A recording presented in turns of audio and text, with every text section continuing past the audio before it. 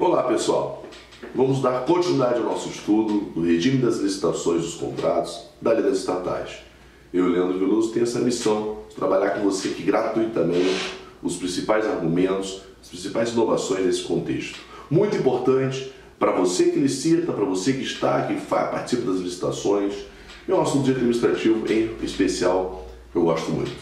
Bom, nas aulas anteriores nós trabalhamos as diretrizes principais do regime da licitação, recordando que o pregão continua. A título ilustrativo, o pregão da Lei 10.520, a Lei 13.3 quer que você use preferencialmente. A pergunta que se faz é, uma das situações polêmicas, o pregão, o regulamento de uma empresa pública pode reger, pode garantir algum tipo de peculiaridade deste pregão? Sim ou não? Bom, a diretriz é sempre principiológica, ou seja, sob o aspecto jurídico, o regulamento pode prever então algum detalhamento da fase interna e da fase externa. Os melhores regulamentos vigentes que não afrontam princípios administrativos são aqueles regulamentos de empresa pública que pega esta lei e garante, por exemplo, um regulamento da seguinte forma: a fase interna da licitação pregão, da modalidade pregão que aqui vem adotada, eu uso a Lei 13.3, as diretrizes desta lei, e a fase externa, que é a disputa em si, eu deixo para usar os próprios decretos e os decretos vinculados à Lei 10.520. Ou seja, a fase interna, a elaboração do edital, eu posso usar esta diretriz desta lei das estatais. Por quê? Porque esta lei traz diretriz de licitação. Logo, o pregão, por ser modalidade, deve também estar vinculado a esse contexto. É uma boa percepção e algumas estatais trabalham nesse sentido. Seja como for, o pregão na Lei 10.520, mantendo as diretrizes tradicionais. Bom, depois que nós temos então a licitação, a lei também trabalha com o aspecto dos contratos. Vamos então entrar agora no aspecto contratual. Mas antes, não esqueça que nós temos as contratações diretas. Antes de entrar na contratação licitada, a contratação direta por dispensa e inexigibilidade. Quero destacar na dispensa que não temos as inovações. Primeiro, que a diretriz da dispensa continua. A dispensa, lá no artigo 29 da lei, quer literalmente a mesma diretriz que existe na lei 8.666. Ou seja, o artigo 29 que trabalha com a dispensa é a ideia da discricionariedade da administração. Traduzindo, ele vai poder licitar sobre o aspecto fático, mas não se torna conveniente e oportuno ter uma disputa numa situação de emergência. Então, a oportunidade e conveniência são os elementos imprescindíveis para que uma dispensa ocorra.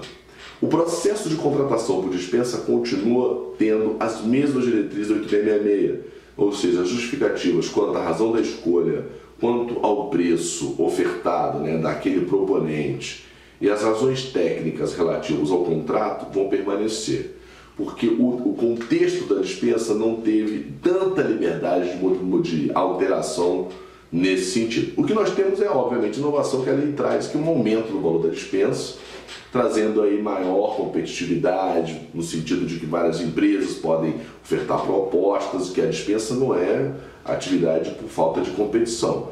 Mas os valores do pequeno vulto, hoje maior, traz aí uma flexibilidade das contratações. Cuidado, mesmo que seja por dispensa por pequeno vulto, aquela regrinha lá atrás, eu tenho a possibilidade de licitar, eu não vou fracionar, parcelar e fracionar. E parcelamento são situações bem diferentes. O parcelamento é para ganhar mais disputa, o fracionamento é para fugir da licitação e entrar na dispensa. Como na lei não tem limite de valor, não tem lógica ser justificado que você fracionou a vontade administrativa para entrar na dispensa, porque independente do valor você pode licitar.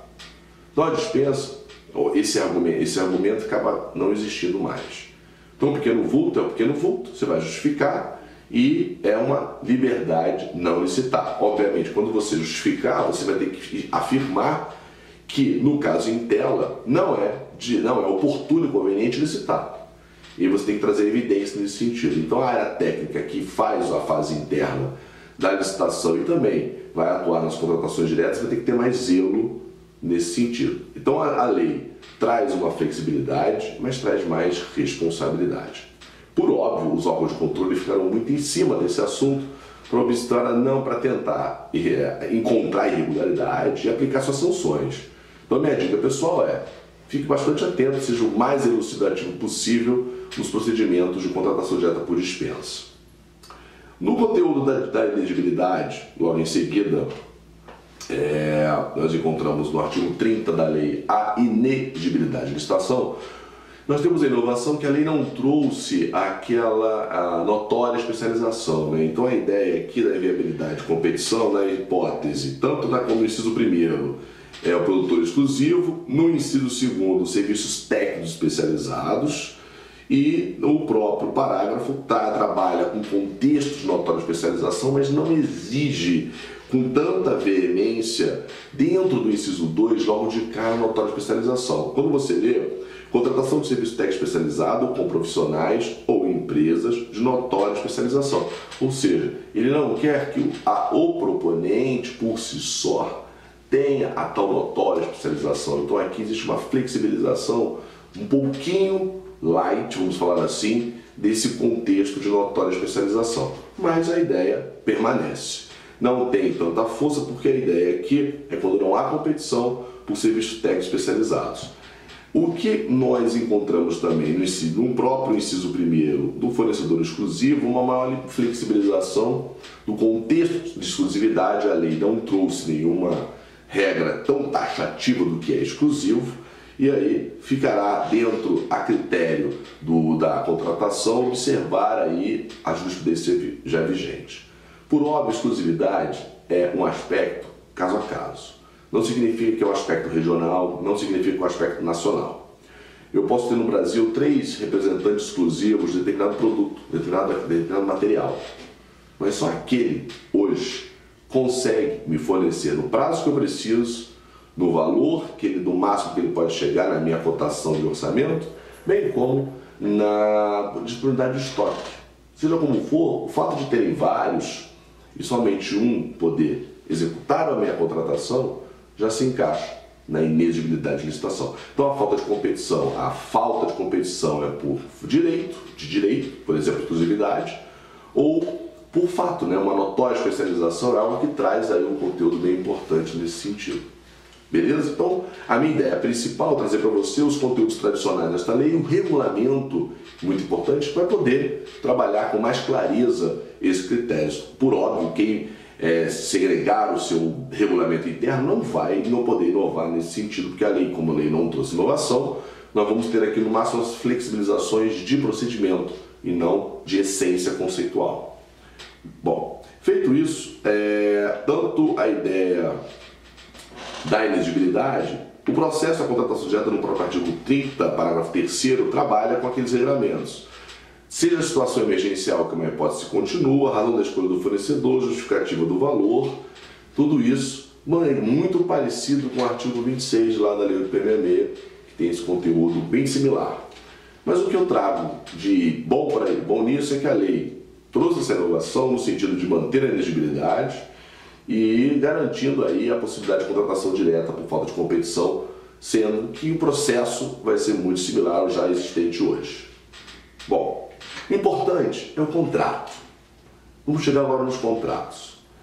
O mais importante dos contratos é que a própria lei quer, em especial, logo no início da Lei 3.303, o artigo 81 diz: os contratos celebrados nos regimes previstos no inciso 43 contarão com cláusulas de estabilidade de alteração, de acordo entre as partes, nos seguintes casos. Eu destaquei o artigo 81 só para te mostrar o seguinte: a premissa desta lei é que o contrato tem natureza privada. O que isso significa? Isso significa que 3 princípios básicos dos contratos são prevalentes: autonomia da vontade, probidade e função social. Artigo 421, 422 do Código Civil. A premissa do pacta sunt servanda, né, da obrigatoriedade dos contratos, a premissa da autonomia da vontade é que prevalece. Isso significa que o legislador não quer mais um contrato administrativo com cláusula exorbitante unilateral do contratante hora de administração. Ele não quer isso. Ele quer que o contrato seja mais dinâmico, seja mais isonômico entre as partes, porque esta lei foi feita para dinamizar os contratos, mas não retirar o interesse público.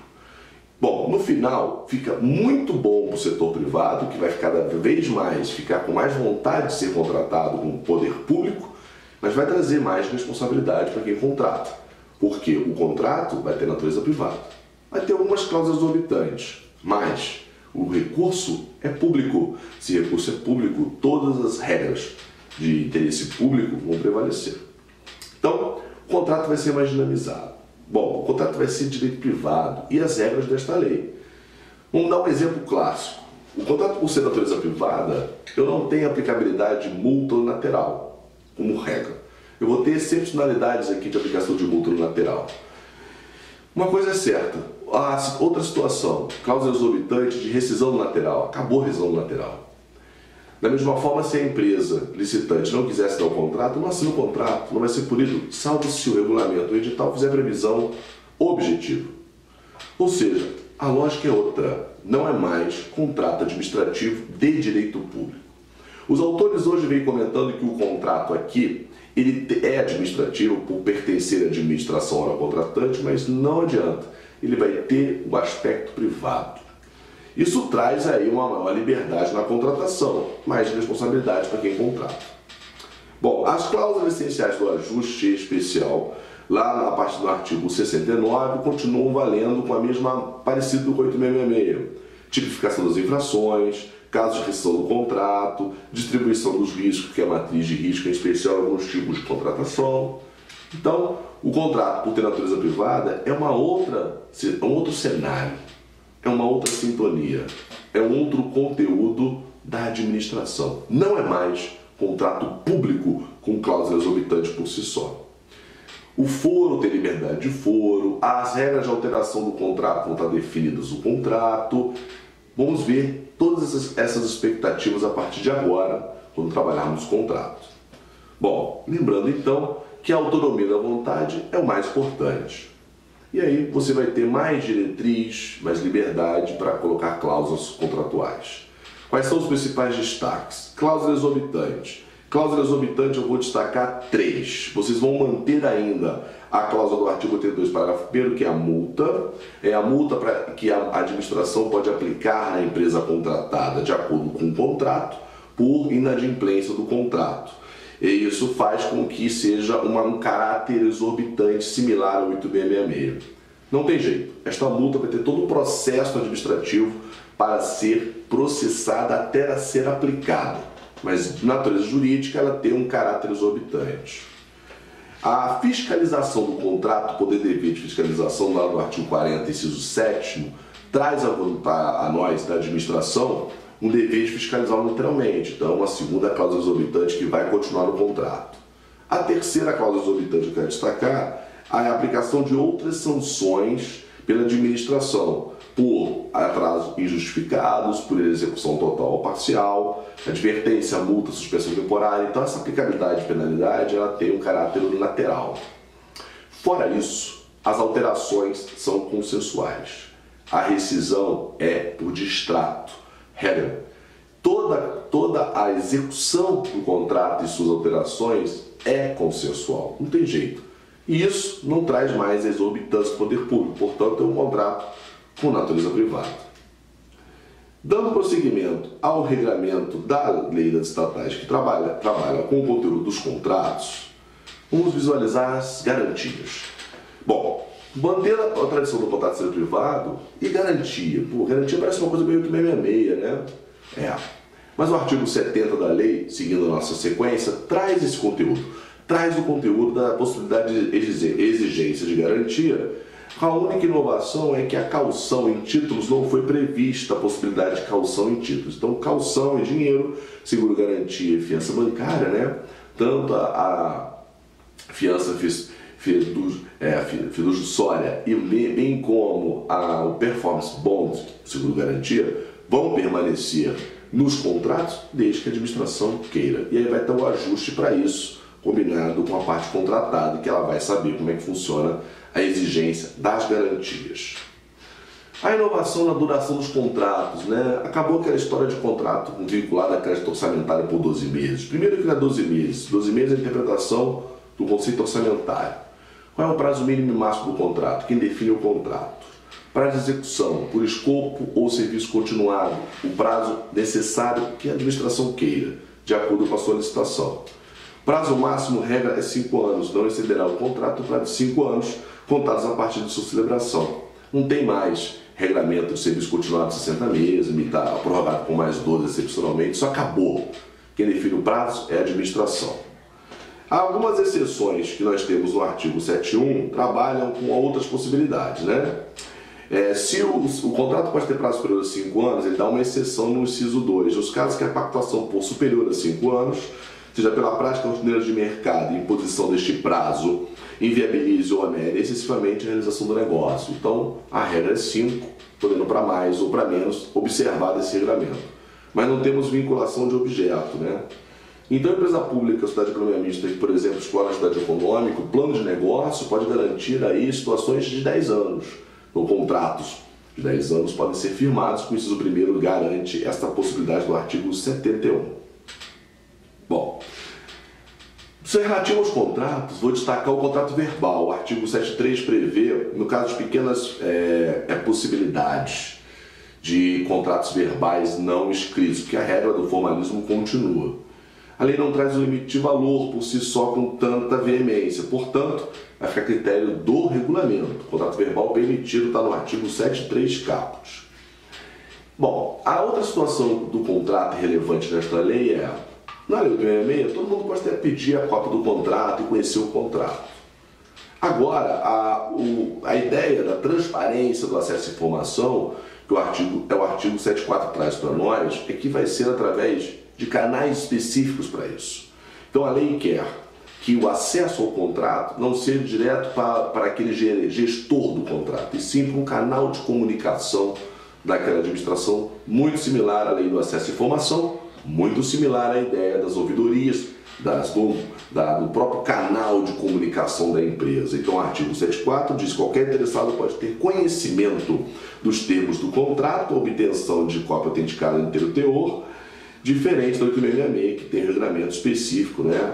Qualquer interessado. Aqui qualquer interessado dá a possibilidade, mas é via canais típicos e próprios de informação.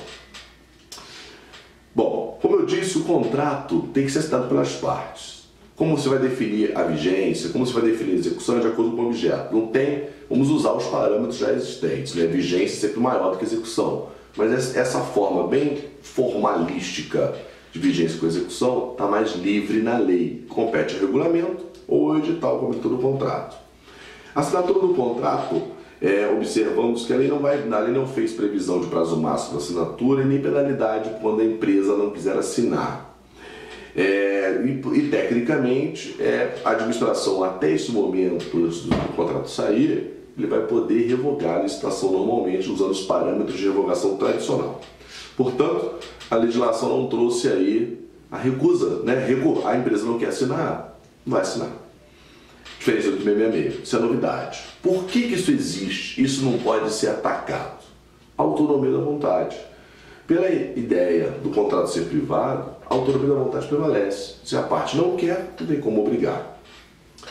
A responsabilidade do contrato está no artigo 76. Também temos um conteúdo que a gente enxerga como necessário para a administração prever no contrato, na cláusula obrigações. As responsabilidades do contrato continuam sendo da contratada. A matriz de risco para determinados objetos de contrato vai garantir, em especial, na empreitada integral e na empreitada semi-integrada, divisão, compartilhamento dos riscos, né? Quem vai arcar com o risco.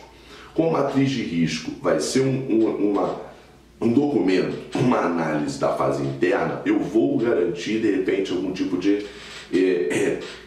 isonomia das responsabilidades, mas o artigo 7.6 diz que o contratado continua sendo obrigado a reparar, muito similar ao 8.66, mas isso também não exclui outras responsabilidades. Então a responsabilidade no ambiente previdenciário, tributário, fiscal, trabalhista, a premissa é a mesma, continua sendo do contratado.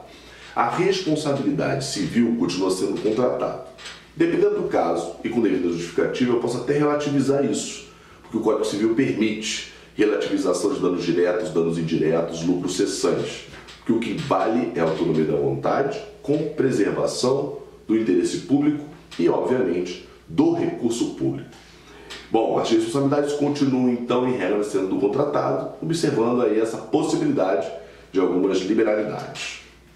Os encargos pela execução continuam também sendo pelo próprio contratado, ele é responsável por isso. E algo que muito comum, corriqueiro nos contratos é a subcontratação, né? A subcontratação no artigo 78 diz: contratado na execução do contrato, sem prejuízo das responsabilidades legais, poderá subcontratar parte da obra do serviço.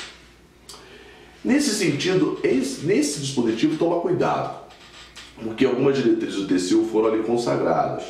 Por exemplo, a empresa que participou da licitação não pode ser subcontratada, a empresa que participou do projeto básico não pode ser contratada, a empresa de um consórcio que participou de uma licitação não pode ser subcontratada.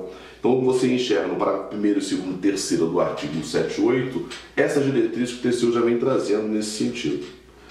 Bom, por óbvio, o próprio parágrafo 3º trabalha com serviços técnicos especializados, né? Obviamente o contrato com esse serviço não vai poder ter a possibilidade de subcontratação, tanto da parcela mais relevante, e a própria lei não traz aí um limite de percentual, como alguma jurisprudência tem hoje no TCU. Portanto, qual é a minha dica para o ambiente da subcontratação? Mantenha o padrão existente. Lembrando que os parágrafos que trouxeram as inovações do TCU fazem com que quem licita sabe que a subcontratação não mudou nada. Continua sendo vedada total e a parcial é permitida. Então, a minha dica é: permaneçam com todas as diretrizes do TCU relativas à subcontratação, que o seu regulamento vai fazer a previsão. Bom, o contrato tem que ser publicado, né? Vai ser publicado aonde? Vai ser publicado, literalmente, a lei não quer mais que se publique de forma veemente no Diário Oficial, jornal, revista. Os contratos abrangidos por essa lei devem ser previamente publicados no Diário Oficial do Estado, do município e na internet. Então acabou a história de jornais de grande circulação, revistas ou periódicos. Diário Oficial, para manter o Diário Oficial vivo, e internet, porque a licitação lá atrás tem um caráter foi eletrônico. E o contrato também vai ser celebrado fisicamente ou eletronicamente, mas tem que ser publicado na internet, que é o que a administração quer. Bom, então hoje, de forma bem objetiva, eu trouxe os principais aspectos dos contratos, mas uma coisa é certa: autonomia da vontade, função social, que é o objetivo, probidade, que é a boa-fé, né?